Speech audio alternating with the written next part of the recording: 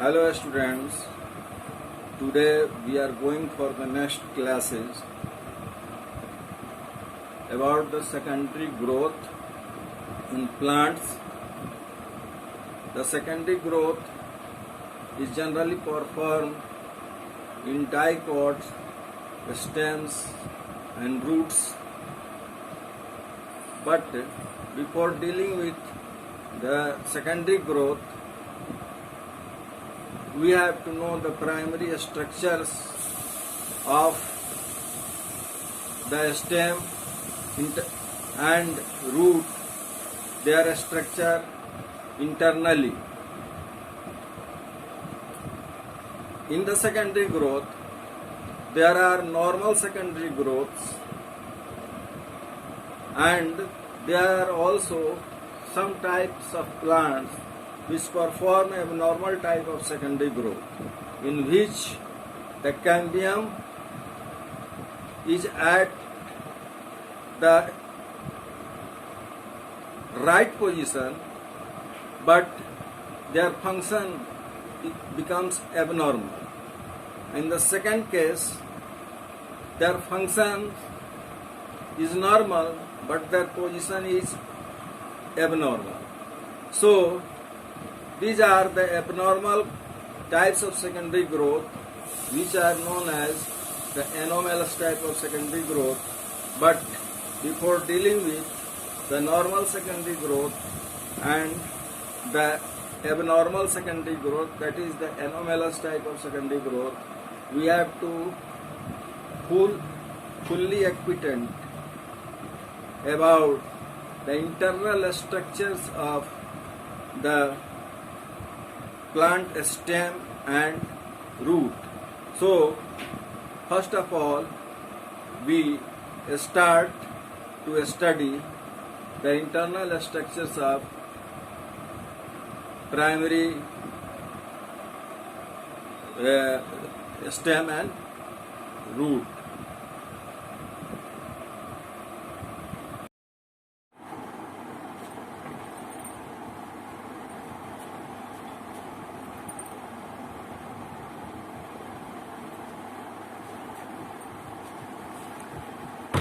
So, for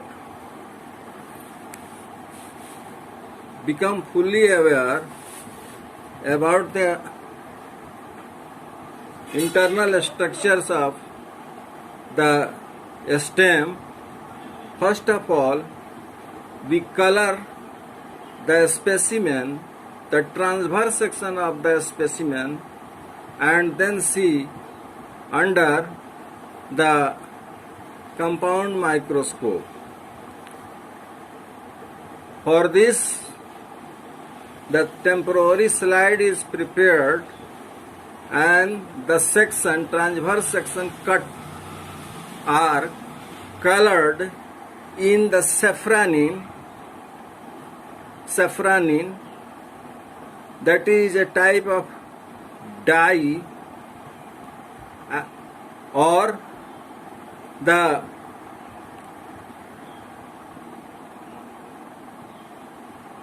saffronin, and then we color the transverse section with the dye known as the saffronin, and then we will see it under the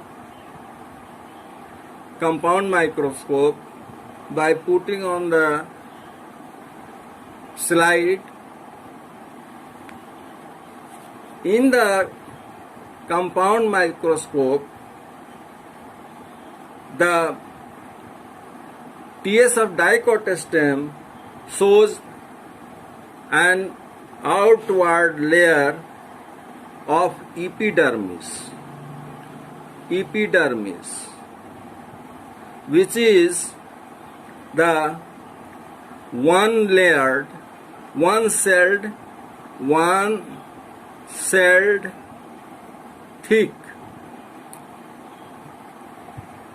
and there is a covering around this layer which is cutinized layer, and it is called as the cuticle. There are multicellular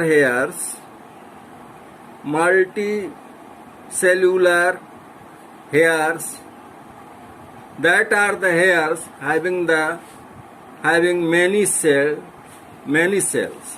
So multicellular hairs are found on the upper side of the epidermis, which is the chief character of the dicot stem, and these multicellular hairs are found around the epidermis. The inside the epidermis there is a layer of cells that is known as the cortex. This is found inside the epidermis and outside of a layer called the endodermis. So the group of cells which are found under the epidermis and outside the endodermis are called as the cortex. In the dicot stem, this cortical layer is divided into three parts. First is the hypodermis, that is the outward portion, that is of 4 to 5 layer of cells which are collenchymatous. Collenchymatous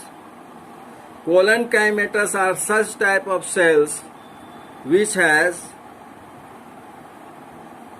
chlorophyll and which have thickenings at the corner. So this type of cells are known as collenchymatous, and chloroplast is found in this type of cells.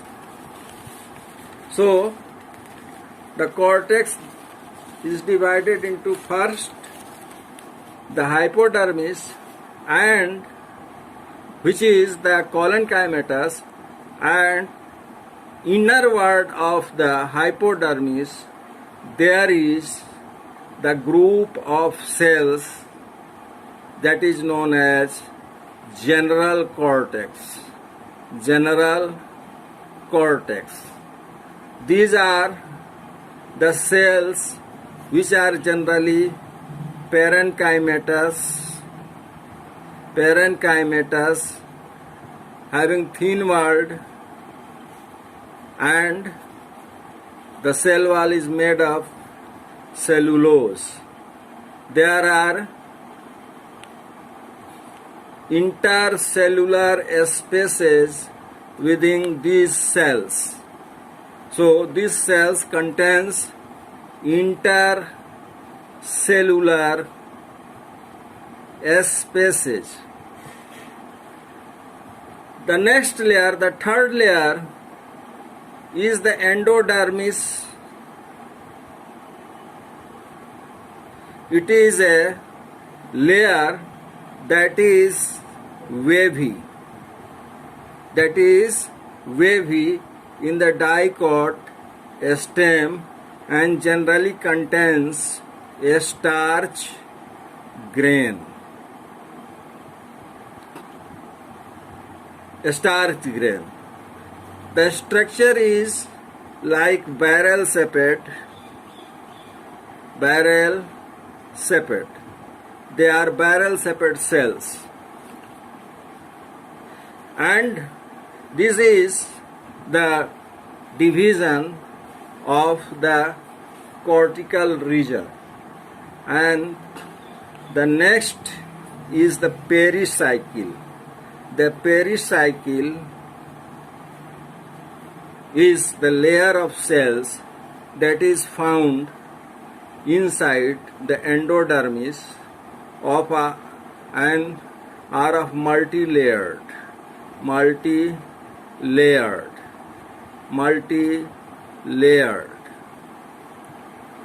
means there are many layers in the pericycle.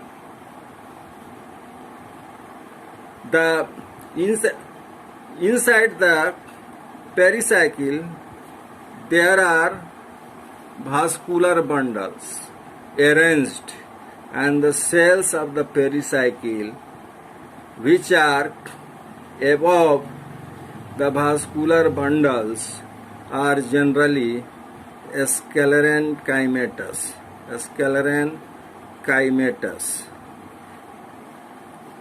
These are the mechanical tissues, and they contain lignin or suberin for giving the strength, mechanical strength. So these are sclerenchymatous. In between two vascular bundles, there are the cells of pericycle. In between two vascular bundles, there are cells of pericycle which are parenchymatous.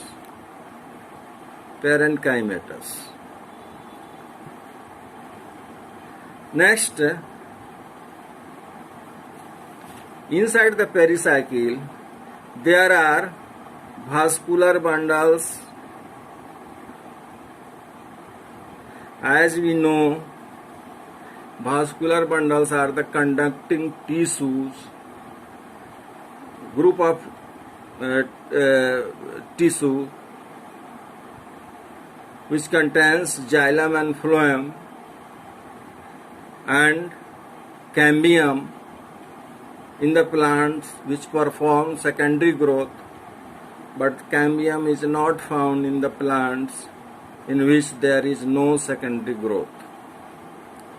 So the vascular bundles are here in the dicot stem, are conjoint, collateral and open. Conjoint, collateral and open means conjoint. There are three terms: collateral and open. Conjoint means xylem and phloems together form vascular bundle, and collateral, the next term is collateral, that denotes that xylem is found inside and phloem is outside,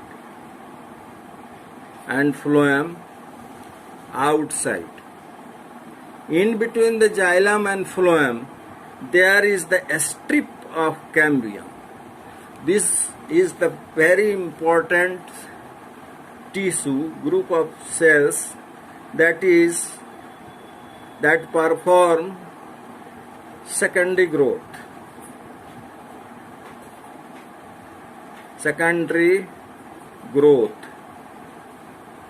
And hence if the cambium is found in between xylem and phloem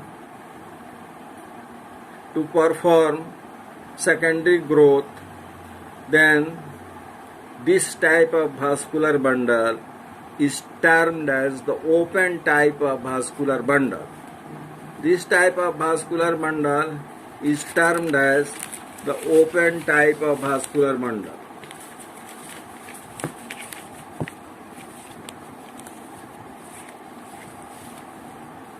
The next,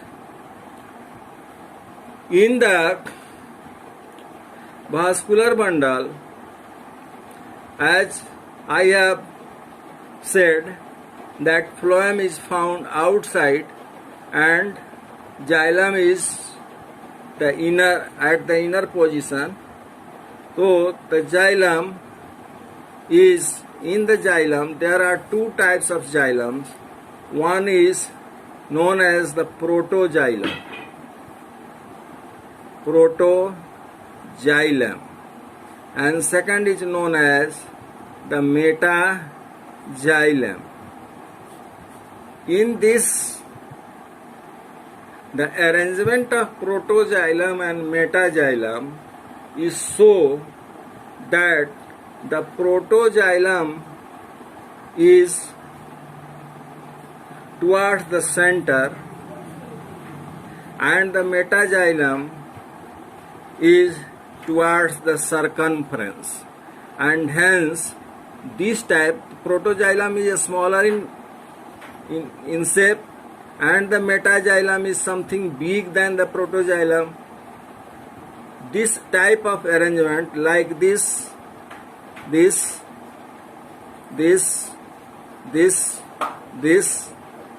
which the protoxylem is towards the center and the metaxylem is towards the circumference, or say towards the endodermis, such type of arrangement is known as the endark type of arrangement. Endark.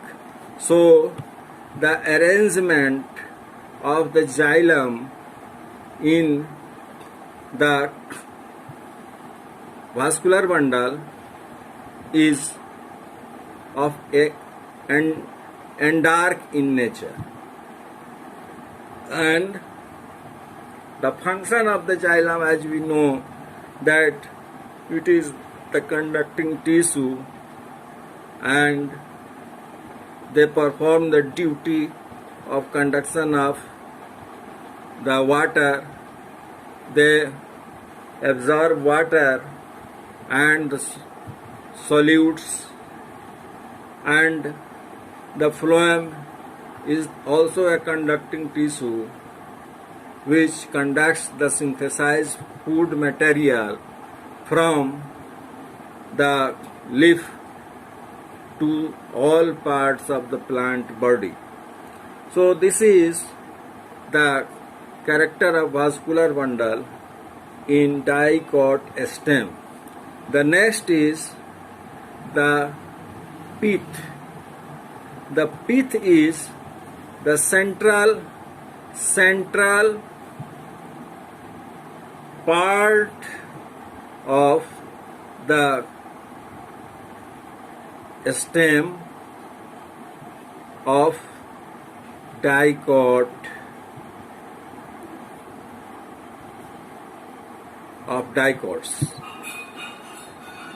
There are intercellular spaces found in this type of tissues.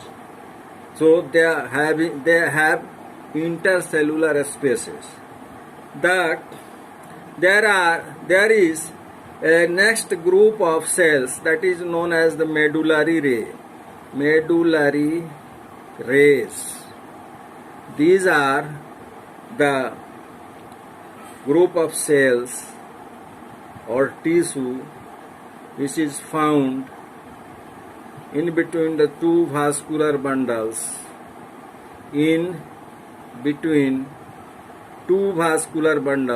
two vascular bundles, and to the center. It extends to the center.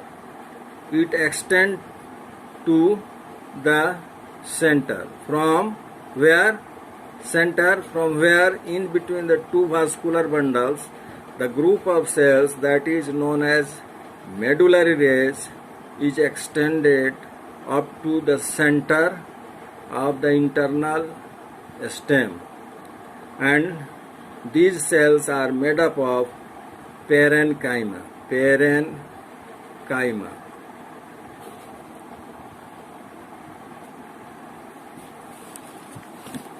So this is the here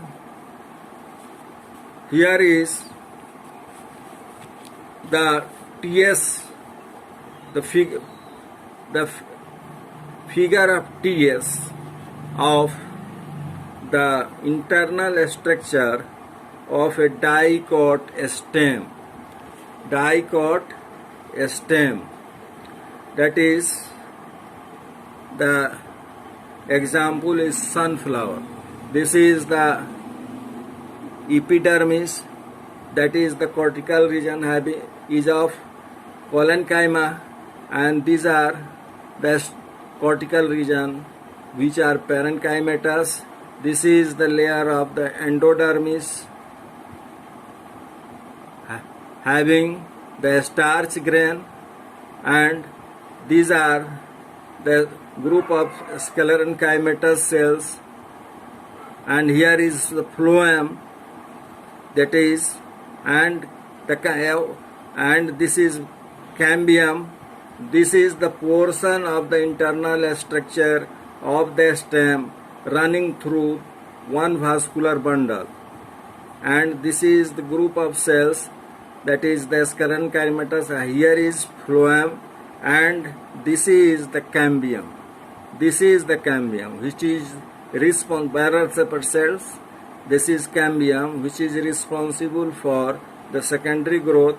Here is the xylem, that is the bigger in shape, that is the metaxylem. Here is the protoxylem. These are the protoxylem.